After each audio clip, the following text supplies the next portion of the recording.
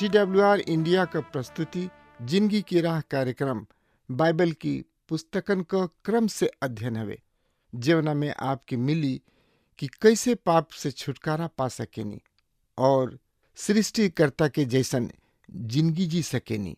ये कार्यक्रम हमके एगो अवसर देला कि हम बाइबल से अपनी जिंदगी से जुड़ल बातन का अध्ययन कर सकी और ई जानी कि हमारी जिंदगी खातिर परमेश्वर का इच्छा बा। कृपा करके देखी सुनी ताकि परमेश्वर आपकी जिंदगी का मार्गदर्शक ठहरस। वचन अध्ययन से पहले सुनी एगो सुंदर आत्मिक गीत। प्रभु खातिर बदला विचार हो, छोड़ दुनिया जहनवा। प्रभु खातिर बदला विचार हो, छोड़ दुनिया जहनवा। प्रभु खातिर बदला विचार हो, छोड़ दुनिया जहनवा।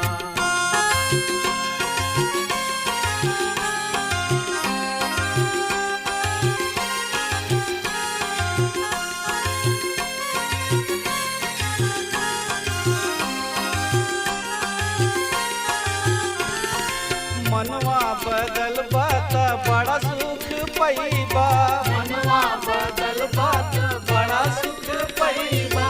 नाही त पीछे तू नरक में जइबा। नाही त पीछे तू नरक में जइबा। नाही त पीछे तू नरक में जइबा। स्वर्ग के खुलल बा दरबार हो, छोड़ दुनिया जहनवा।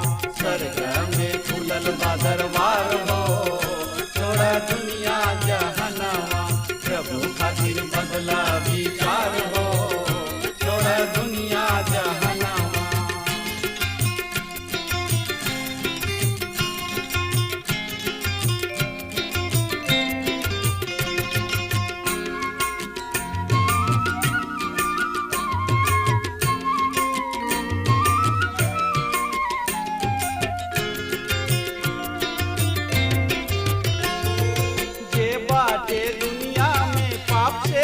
भरल जे बाटे दुनिया में पाप से भरल। बिन यीशु नाम के केहू न तरल। बिन यीशु नाम के केहू न तरल। बिन यीशु नाम के केहू न तरल। यीशु नाम से बाटे उद्धार हो, छोड़ दुनिया जहनवा। यीशु नाम से बाटे उद्धार हो, छोड़ दुनिया जहनवा। प्रभु खातिर बदला विचार हो, छोड़ दुनिया जहनवा।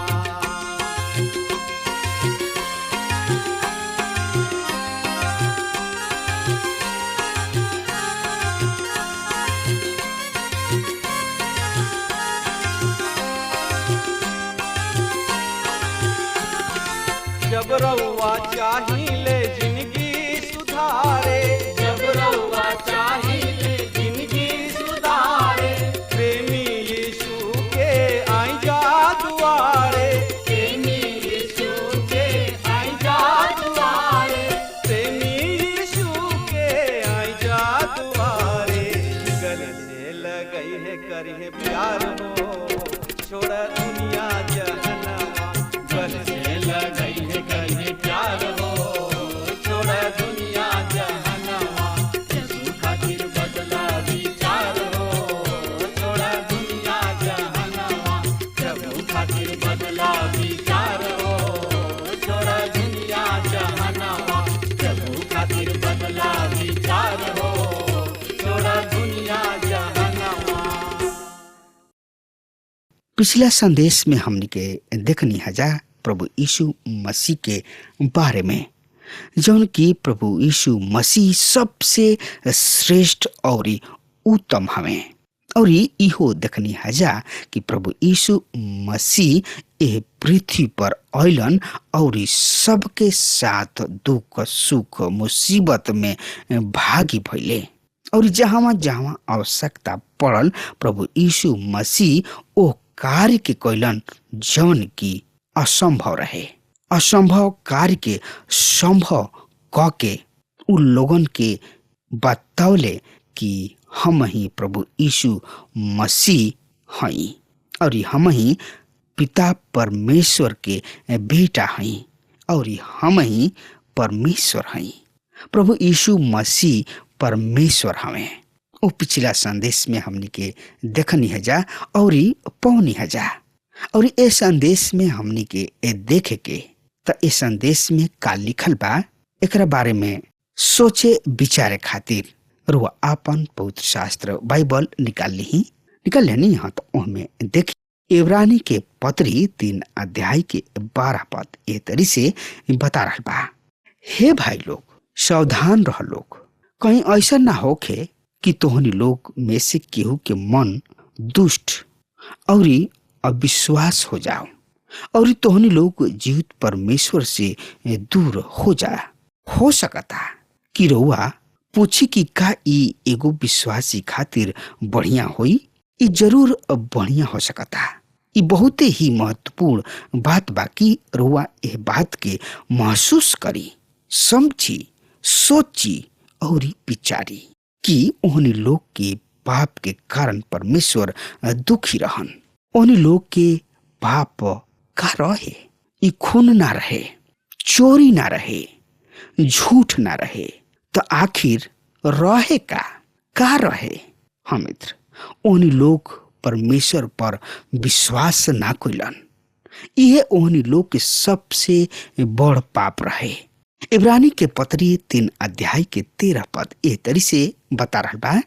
जब तक आज के दिन कहाला तू दिन प्रतिदिन एक दूसरा के प्रोत्साहित कर, काहे कि ऐसा ना होखे कि तोहनी लोग में से कौनो आदमी पाप के छल में पड़ के कठोर ना हो जाओ। एक दूसरा के समझावत रहा, बुझावत रहा। हमने के एह तरीके करे के चाहिए। हमने के एक दूसरा के समझ के बात बोले के चाहिए। हमने के एक दूसरा के समझ के प्रोत्साहन करे के चाहिए। ऐसा ना होके कि तोहनी लोग में से कोनो जन पाप के छल में आके कठोर ना हो जाओ।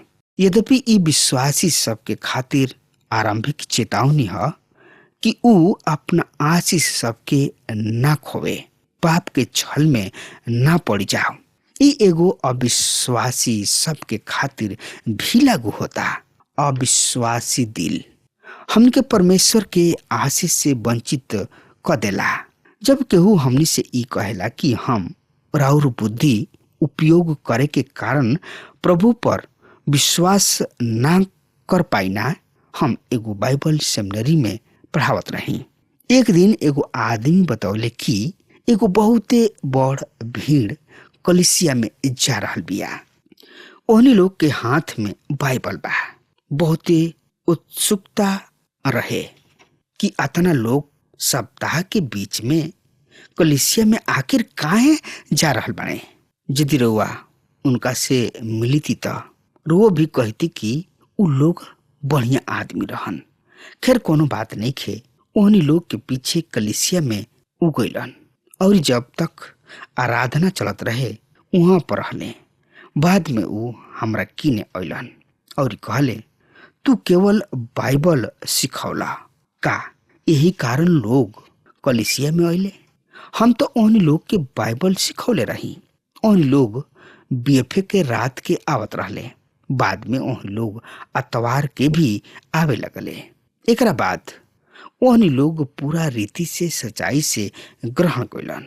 एक दिन ओहनी लोग हमरा किने अइलन और कहले, हमनी के सोचत रही जा कि हमनी के मसीही हो जा, मगर अब हमनी के सोचतन जा कि हमनी के मसीही ना हो जा, केवल एगो कलिसिया के सदस्य हो जा। लेकिन हमरा बुद्धि के कुछ समस्या बा जौना विषय में रुआ हमरा के बताऊनी। ओ में से एगो ह योना के कहानी। ऊ 3 दिन और रात मछली के पेट में रहले। हम उनका के तुरंत मत्ती रचित सुसमाचार 12 अध्याय के 40 पद के सुनौनी। काहे कि जैसे योना 3 दिन और 3 रात विशाल मछली के पेट में बितौले, वही तरी मनुष्य के बेटा भी 3 दिन और 3 रात पृथ्वी के गर्भ में रही है। हम ओह आदमी से कहनी, यदि रुआ के पुनरुत्थान के विषय में समस्या बात, रुआ प्रभु यीशु मसीह के पुनरुत्थान के विषय में समस्या हुई। ऊ कहले, हमारी मतलब ना रहे ये तरीके समस्या हमरा जिंदगी में नहीं खे। अब रुआ किने और समस्या बा। हम उनका आँखी में आँख डाल के देखनी और पूछनी कि रुआ जिंदगी में कौन पाप बा जौन की रुआ के दूर कर ले बा। उ लाल भभूरा हो गइलन और हमरा से कहले, यानी कि पूछले, का रुआ के हमरा बारे में केहू कुछ बतौले बा का? हम कहनी ना। हम जानत हनी कि राउर बुद्धिमानी के समस्या असल में दिल के समस्या है। रुआ जिंदगी में ही ऐसा कोनो बात बा जौन की रुआ के मसीह यीशु से दूर ले जाता। उ रो दिले और अपना पाप के अंगीकार कोलन कि हमरा जिंदगी में का पाप बा। हम पूछनी कि का राउर मेहरारू जानताड़ी ए बात के? हम कभी भी अपना मेहरारू से ए बात के ना बतौनी। ई गुप्त बात है। हम कभी भी अपना मेहरारू के ना बतौनी। तब हम उनका से कहनी कि इहे राउर समस्या है। एकरा बाद वो हमरा ओर देखले और कहले, अब हम ए पाप के ना करब। एकरा बाद वो हमरा ऑफिस में एक दिन अलन और प्रभु यीशु मसीह के अपन उद्धारकर्ता के रूप में ग्रहण कैले। हम बहुत साल से प्रभु यीशु मसीह के सेवा कर रहल बानी, यानी कि हम बहुत साल से प्रचारक रह चुकल बानी। हम ये बात के अपना अनुभव से जानतानी कि लोगन के कोनो दूसर समस्या ना है, बल्कि उन लोग के खुद के पाप के समस्या है। दूसरा कुरिन्थियों 3 अध्याय के 6 से 13 पद लिखल बा एह तरी से, जे हमनी के नया वाचा के सेवक बने के काबिल बनौले, शब्द के सेवक ना बाकी आत्मा के। काहे कि जे मरला उ आत्मा जियावेला, और यदि मौत के उ वाचा जौना के अक्षर पत्थर पर खोदल गइल रहे, यहाँ ले चमके वाला भइल कि मूसा के मुंह पर के रोशनी के चमक के कारण जौन घट तो जात रहे, इस्राएल के लोग उनका मुंह पर न ताक सकले, तो आत्मा के वाचा और ज्यादा चमकदार काहे ना होखी। काहे कि जब दोषी ठहरावे वाला वाचा चमकदार रहे, तो धर्मी ठहरावे वाला वाचा और ज्यादा चमकदार काहे ना होखी।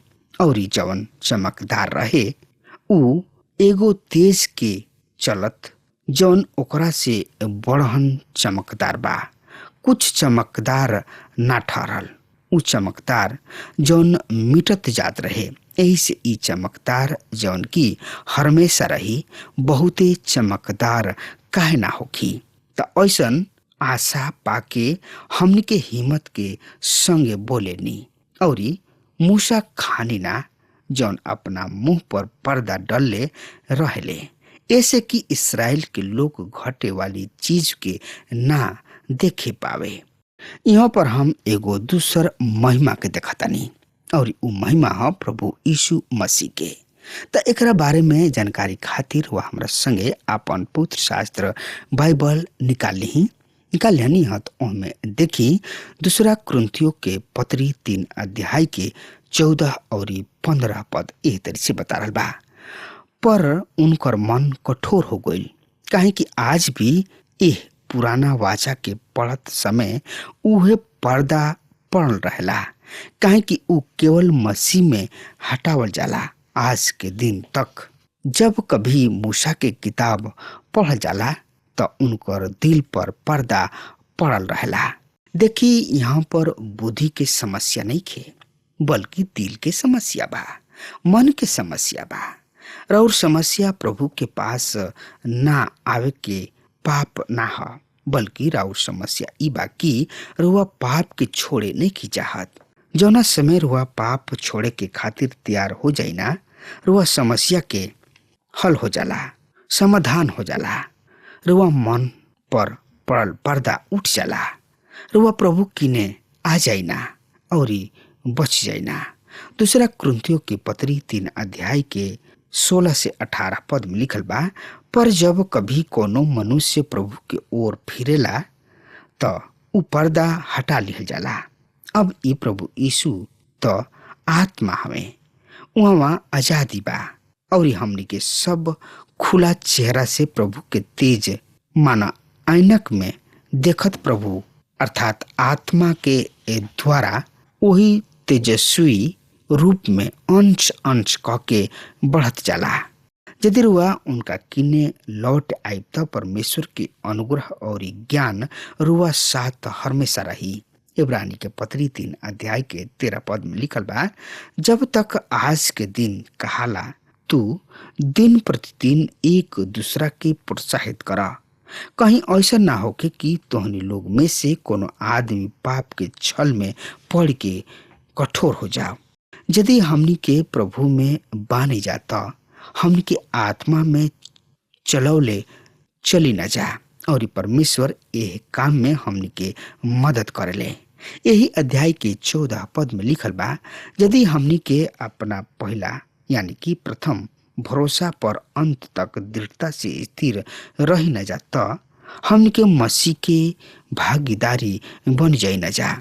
हमनी के मसीह के भागीदारी हई जा। रुआ सोच चिना हम के हई और मसीह में बानी। यदि हमनी के अपना प्रथम भरोसा पर दृढ़ता से स्थिर रही, हम यह बात के प्रमाणित करीना कि हम परमेश्वर के घर के सदस्य हई। हमनी के उनकर हई जा और ऊ हमनी के हवे। ए भाग के पढ़ला से हमनी के सामने 5 गो बात याद आवता। पहल कहा सृष्टि के रुकावट, दूसर कहा कनान में प्रवेश, तीसर कहा उद्धार के रुकल, चौथ कहा समर्पण के रुकावट, पांचवा सड़क। यहाँ पर लेखक हमनी के बतावे चाह रहल बाने कि हमनी के परमेश्वर के ऊपर पूरा रीति से भरोसा रखे के चाहिए, केवल उद्धार के खातिर ही ना बल्कि अपना जिंदगी के प्रति दिन के काम में भी। इब्रानी के पत्री 3 अध्याय के 15 पद ए तरीके से बतावता, जबकि कहल गुल बा, यदि तोहनी लोग आज उनकर आवाज सुना तो अपना दिल के ऐसन कठोर मत कर लो कि जैसे कि तोहनी लोग क्रोध दिलावे के समय कैले रहला। इस्राएली लोग जंगल में भटकत रहले, काहे कि ओहनी लोग के जिंदगी में अविश्वास रहे। कनान स्वर्ग के प्रतिनिधित्व ना करेले, ई आत्मिक आशीष और जीत के प्रतिनिधित्व करता। रोमियो के पत्री 7 अध्याय की 24 पद में लिखल बा, हम ऐसन अभागा आदमी हई, हमरा के एह मृत्यु के देह से के छोड़ाई। यहाँ पर समस्या अविश्वासी के ह, ई रोवल आदमी के ह, अविश्वासी के ना। अब हमार समय खत्म हो रहा बा, तब तक खातिर वो हमरा के आज्ञा दी। परमेश्वर हुआ के बहुते बहुते आशीष दे। आमीन। हमके विश्वास बा कि ई कार्यक्रम आप सब खातिर फायदेमंद सिद्ध भइल हुई। हम चाहतनी कि आप सब अपन अपन आशीष हमरों से बांटी। अगर आप सबके लगे बाइबल से चाहे आपकी निजी जिंदगी से कोनो सवाल होके चाहे क्यों समस्या खातिर प्रार्थना करावे चाहतनी तो हमारी फोन नंबर पर जरूर संपर्क करें। परमेश्वर आप सबके बहुत आशीष प्रदान करें और आज का दिन आप खातिर सुखद बनावे।